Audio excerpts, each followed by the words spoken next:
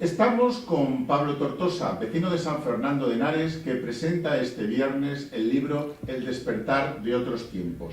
Pablo, ¿qué es este libro? Bueno, es un libro de mis vivencias, un libro que yo lo he hecho porque lo he vivido y lo cuento, ¿no? Tenía necesidad de expresarlo y es toda mi vida, del recorrido desde niño y tal hasta nuestros días, o sea. Es una biografía que parte de ella has vivido en San Fernando de Henares. Sí, exacto. Yo en San Fernando de Henares llevo desde el año 1971, o sea, con lo cual quiere decir más de 40 años, y he vivido. Lo que pasa es que mi desarrollo, el libro se desarrolla fundamentalmente en dos apartados, ¿no? El tema sindical y el tema flamenco, ¿no? Y ambas cosas las he vivido en Madrid, Madrid capital. El tema sindical lo he vivido en Madrid porque yo he trabajado mm, en empresas que estaban enclavadas en Madrid, en la zona Méndez Álvaro y Sodel. He trabajado en Marconi, en Villaverde, y he trabajado en Sintel, también en Madrid. También he trabajado en Pegaso, pero eso ha sido desde la escuela de aprendices, desde cuando era niño, cuando tenía 14 años entré en la escuela de aprendices y salí con 18 años o 19 años y tal. Y entonces mi vida se desarrolla en San Fernando de Henares porque yo he vivido prácticamente toda mi vida aquí. He vivido enfrente de la fábrica de Pegaso, un sitio que le llaman El Bloque, en El Bloque, y el contacto con el pueblo de San Fernando ha sido siempre muy fuerte, ¿no? Y yo conozco San Fernando, lógicamente, bastante bien, aunque mi vida activa, tanto en el flamenco como en el tema sindical, en el tema de las empresas y de los trabajadores, la ha desarrollado siempre en Madrid capital. Hablemos de esa faceta sindicalista. Viviste los años de la transformación, los años de la transición, que quizás fueron los más duros hasta crear la Constitución. Y además en uno de los sectores, que era el sector del metal, que son el eje fundamental de la transformación de este país, los que tiraban de la transformación y el cambio. Sí, vamos a ver, una de las partes fundamentales por lo que escribo el libro, hay cuatro razones. Una de las razones fundamentales es el olvido de la memoria histórica que está teniendo esta sociedad sin querer y otros queriendo y tal. Y entonces a mí me hace, como los he vivido en primera persona y conmigo muchísima gente, muchísimos trabajadores, muchísimos, como no de otra forma, entonces yo lo cuento, ¿no? La transformación que se ha hecho en el sindicalismo es justo decirlo que corresponde a comisiones obreras y al PC hacer conseguir esas libertades y conseguir la democracia que ahora todos disfrutamos, ¿no? Se nos olvida ciertamente eso y eso hay que reflejarlo y matizarlo, ¿no?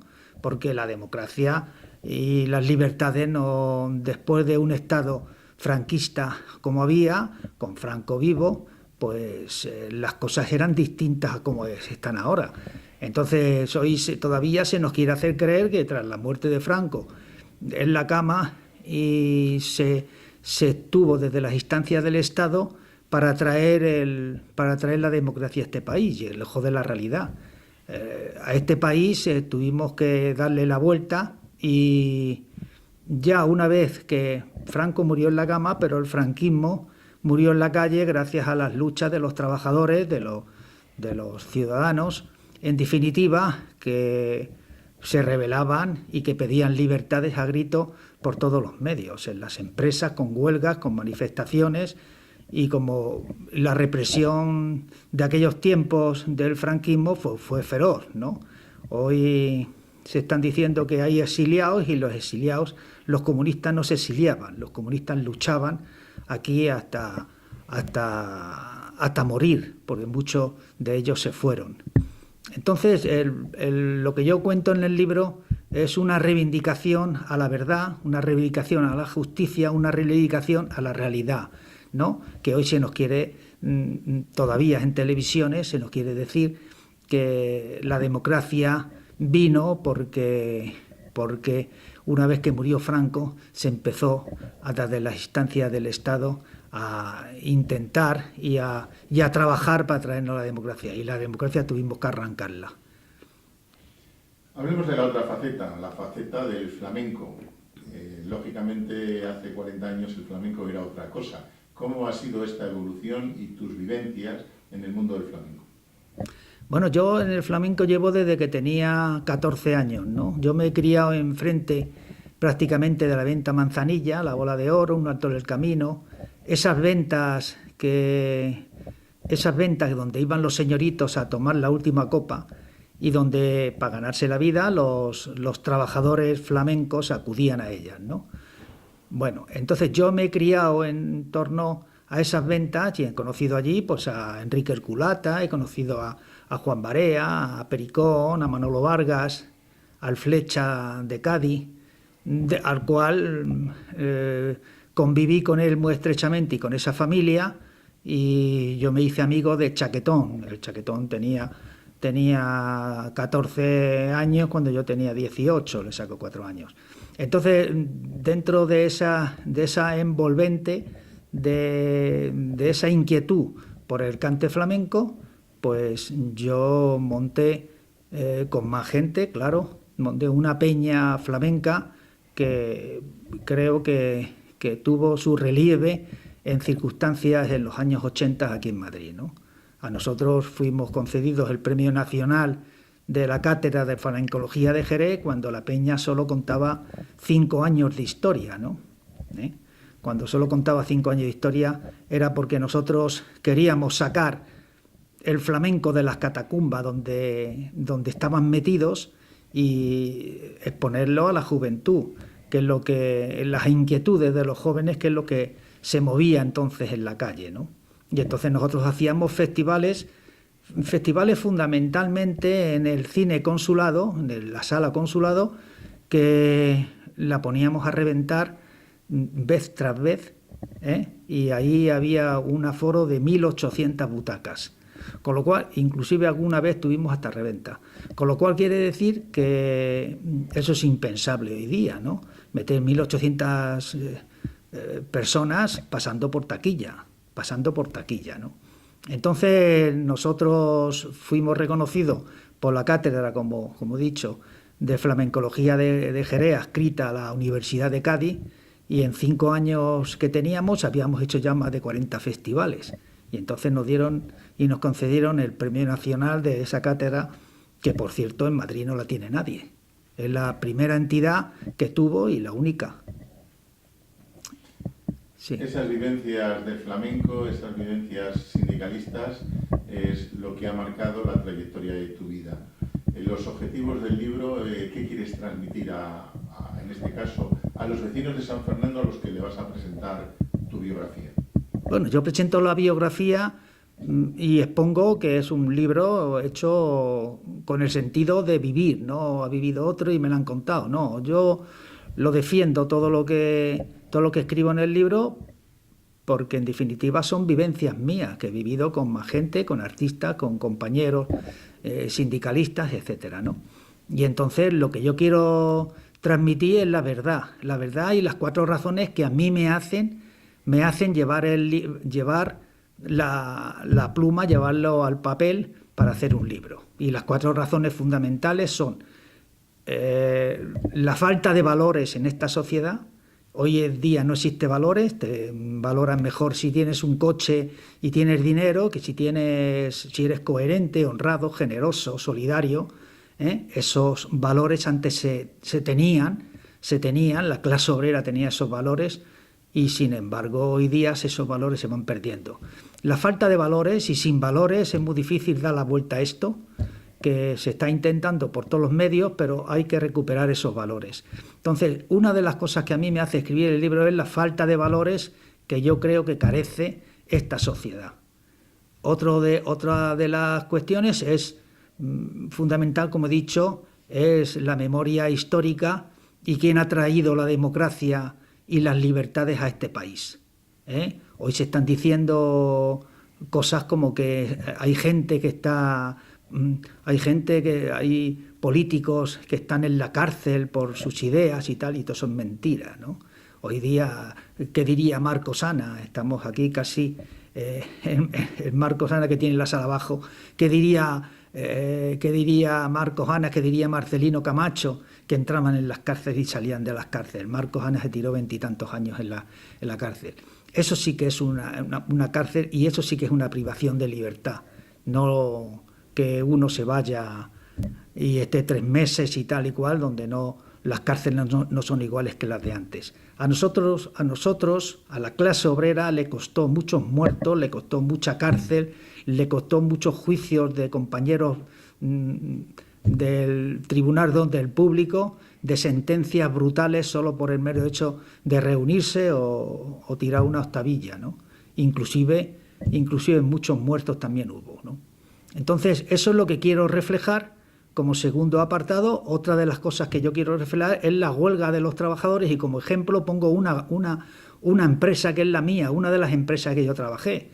Yo trabajé en 4 empresas fundamentales, que son Pegaso, aquí cerca, la fábrica de Pegaso, la fábrica de Marconi, la fábrica de Isodel y la fábrica de Sintel.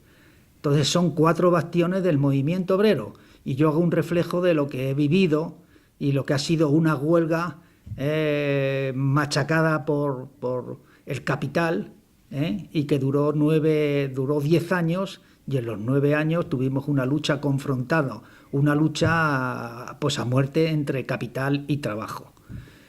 Eso es lo que también quiero reflejar como la tercera razón. Y la cuarta razón que me hace escribir el libro es que, hombre, lo que llevamos en el flamenco desde niño, desde que teníamos 10 o 11 años, pues no vemos bien que hoy día a la gente se le venda el flamenco como una cosa que no lo es. Si tú quieres ganar dinero y tú te metes en el flamenco, pues di lo que estás haciendo y que la gente lo valore.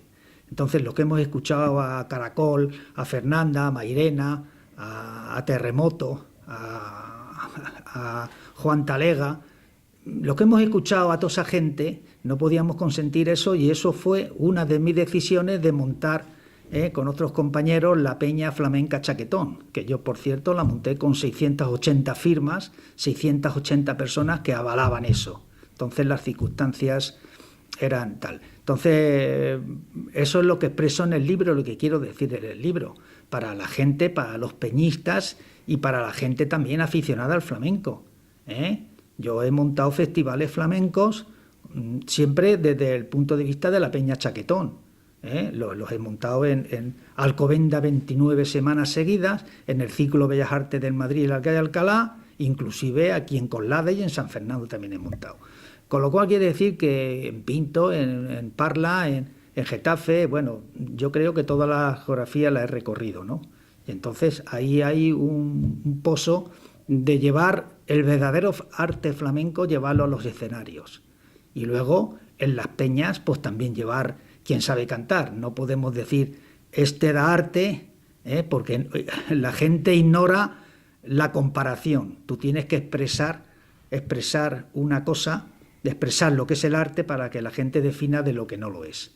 Entonces nosotros lo que tenemos el viernes, traemos a 2 artistas. Yo he querido que como una parte fundamental del libro hablo de flamenco, como no podía ser de otra forma, que es una parte de mi vida activa y tal, pues yo traigo a 2 personas que me conocen bien, que yo los conozco a ellos, que he trabajado con ellos y han trabajado conmigo, que tienen infinidad de discos, infinidad de premios y tal, y que vienen de familia y vienen de allá abajo, ¿no? Entonces, Vicente Soto, el Sordera, hijo del gran Sordera, y Nano de Jerez, hijo de tío Juane. Entonces, esos son los que han vivido esto toda la vida y los que han ido por el mundo dando el arte y diciendo lo que es la verdad, cómo se cantaba antes y cómo se canta ahora. Entonces, eso es lo que yo quiero poner en esas sillas de nea negra que vamos a llevar para que exponga lo que es cantar de verdad, cantar por derecho. No cantar como aficionado, que yo también lo soy. Yo también soy aficionado, pero no tiene nada que ver lo mío, lo que yo canto, con lo que cantan estos monstruos, esta gente que que claro, tienen instrumento, tienen corazón y tienen cabeza para cantar y tal. Bueno, eso es lo que... ¿Cuál es el futuro del sindicalismo después de esa transformación con la reforma laboral? Y también, ¿cuál es el futuro del flamenco? Bueno, el futuro es lo que queremos todos, ¿no? Pegar en el sitio y saber cuál es el futuro. El futuro es incierto. Yo lo que auguro es una cosa. El futuro del sindicalismo no llegará si no se recuperan los valores. O sea, si hoy día la gente se mete a políticos por el dinero, porque es verdad, porque hoy día lo que estamos viendo en esta sociedad es que esto es un saco donde todo el mundo, yo me meto aquí, me meto a mis primos, meto a toda mi familia, meto no sé qué, y aquí venga el que más pueda. Entonces, hay que recuperar esos valores. Antes dejabas una cartera en un sitio y nadie la cogía. Yo he llevado la finanza durante 8 años en el Metal de Madrid y no ha faltado, en comisiones obreras, y no ha faltado un solo duro. Y yo confiaba en mis compañeros como mis compañeros confiaban en mí. Y entonces todas las comisiones obreras han sido honradas, todo el mundo ha trabajado por altruismo. Hoy día no, hoy día se meten a políticos y se meten a políticos ya pensando lo que vas a cobrar y lo que no vas a cobrar. Yo voy a poner un ejemplo. Si una persona en su anterior trabajo está cobrando 2.000 euros en su anterior trabajo, ese dinero y no otro es el que tiene que cobrar. Lo demás es deshonesto. No vale que digas, bueno, a mí me dan 4.000 euros porque yo trabajo en la Diputación o trabajo en el Ayuntamiento o trabajo no sé qué. Y estos 2.000 euros los dono para una ONG no sé qué, que a lo mejor es la mía.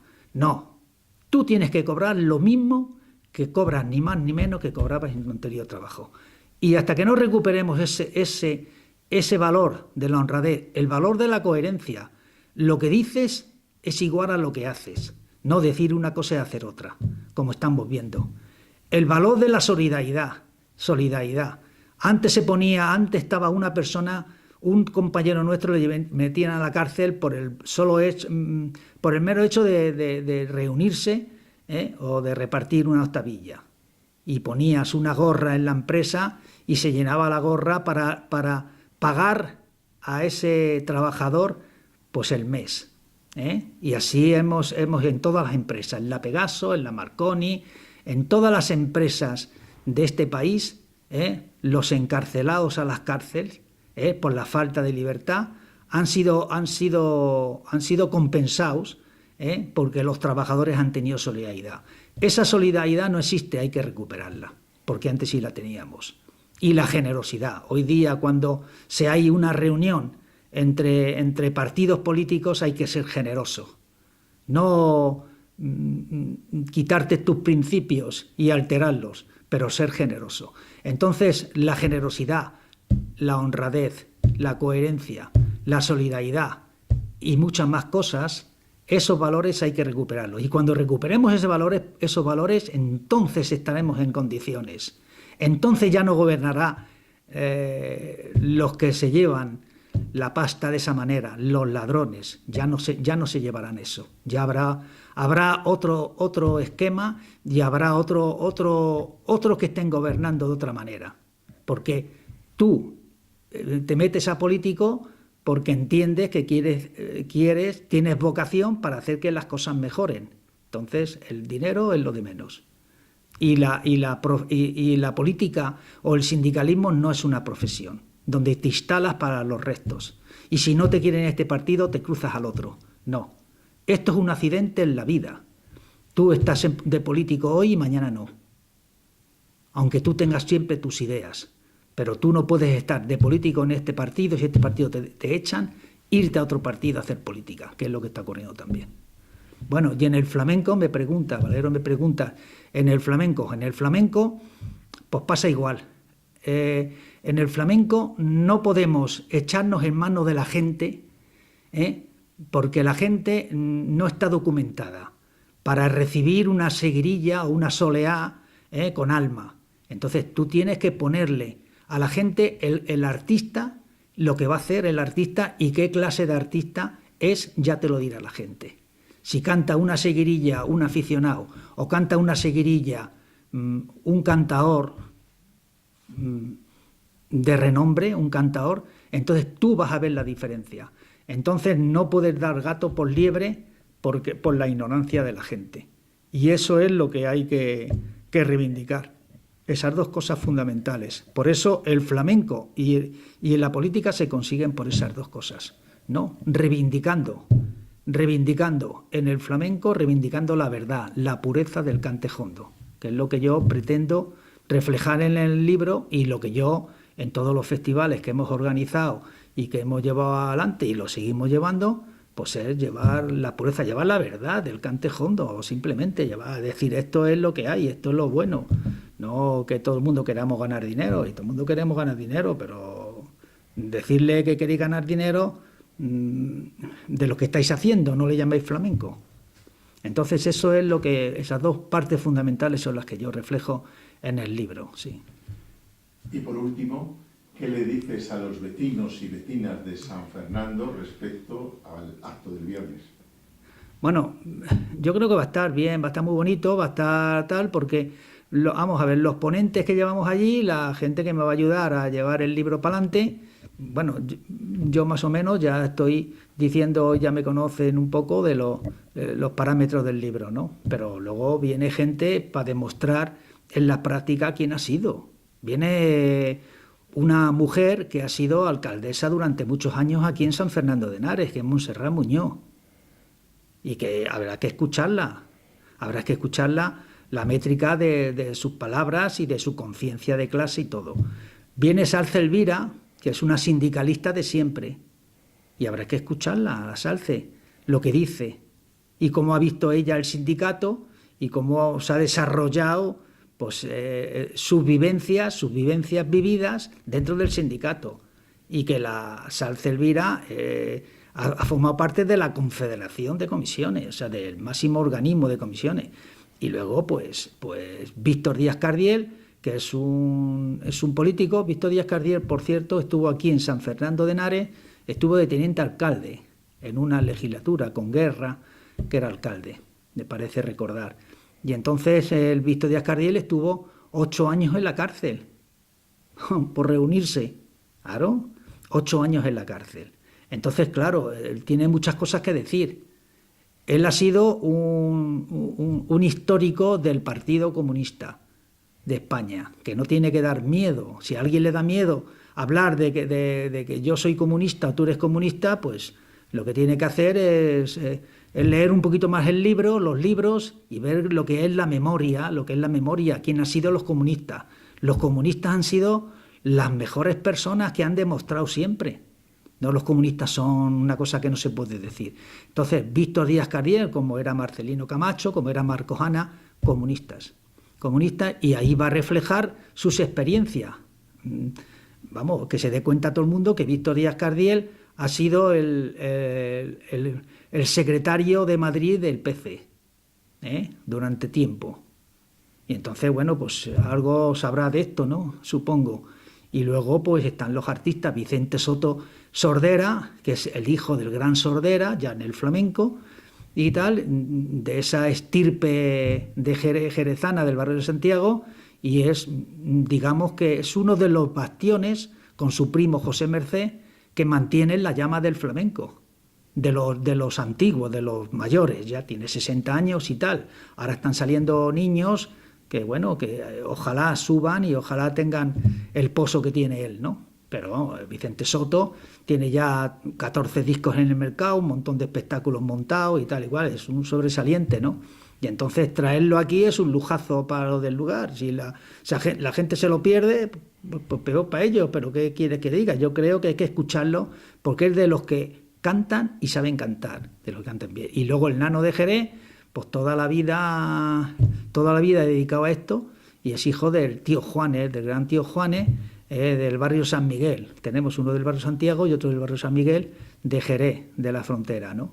Y entonces, bueno, pues 2 pedazos de cantadores con una guitarra que les ha acompañado en muchas ocasiones, que es José María Mami, y que es querido y reconocido por todos nosotros y fundamentalmente por mí. Pues a todos los vecinos de San Fernando de Henares les invitamos al acto que será el viernes a las 7 de la tarde en el Centro Cultural Gabriel Celaya.